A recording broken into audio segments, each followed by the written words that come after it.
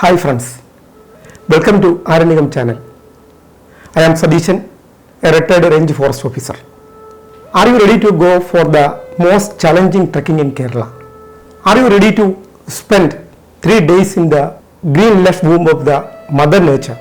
Can you bear 50 hours of digital detoxification? If you are ready, please come to Agasthyarkoodam. Today I am talking about the Agasthyarkoodam trekking of Kerala Forest Department.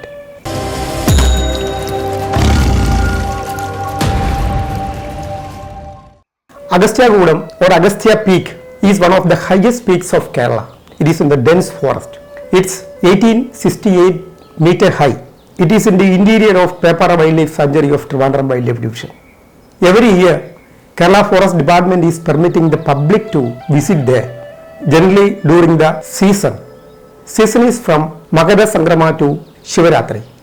It is almost from the mid of January to mid of February. It is already started.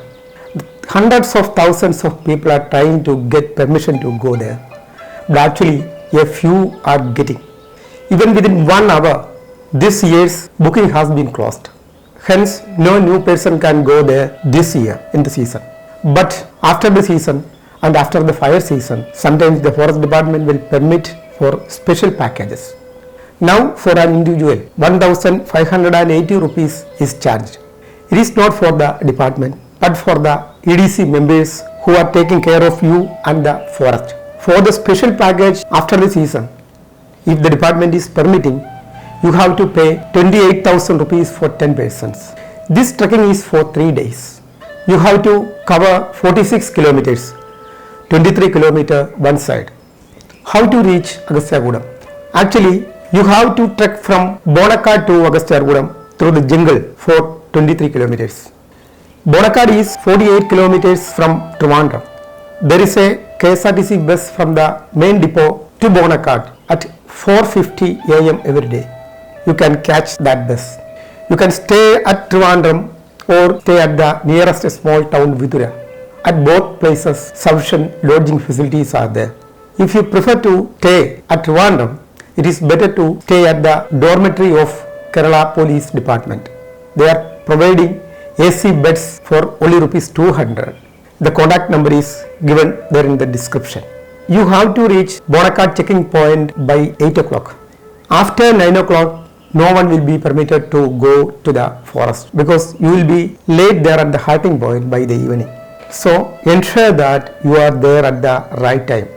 At checking point at Bonakkad, the forest staff will examine all your belongings to ensure that no unwanted things are there in your baggage like drinks, drugs, the plastic or inflammable items. For every group there will be a guide. Guide will accompany you. As you know, you have to avoid bright color dresses or perfumes. They will permit you to keep some plastic items with you like the water bottle or the bags to make your belongings waterproof. The staff will write down a list of these items and will collect 100 rupees from you to ensure that you are taking all these unwanted things back from the forest. Then you can go. The first day halt is at Adrimala. It is 16 km from the checking point. At Adrimala and at the checking point, Eco Development Committee is conducting a small canteen and you will get parcel from there. A few items like the rice or the dosha or idli or upuma, something like that. You have to pay for that one. I already said it is a 3 days package, 3 days and 2 nights. So at Adrimala, there will be 2 groups. One is the ascending group and the other is the descending group. Then there will be around 200 people at the Adrimala camp shed.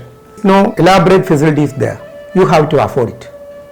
During this trip, you are going to meet all type of forests, semi-evergreen, evergreen, grassland patches, then the high altitude trees, and you should not deviate from the trekking path because it is very dangerous.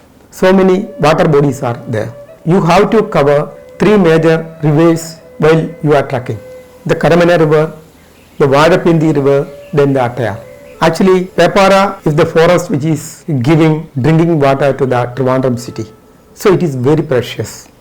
We have to ensure that no littering is there in the forest. Almost all types of wildlife including tiger is there. Some species are endemic like the tree crab or the Arugyapacha Trichopus silencum. The first day trekking to the camp shed at Adrimala will take about 4 to 6 hours. Then you can stay there. By the next day morning, you have to ascend the main peak, Agasthyarkoodam. There is only 6 kilometers to reach the top of the peak, but the terrain is heavy. You have to climb by the support of ropes at 3 areas, and almost all type of wildlife is also there.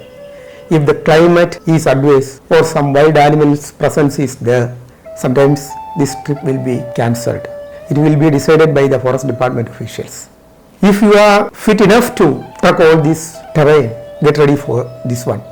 Otherwise, please stop there at the Adrimala camp shed and then return.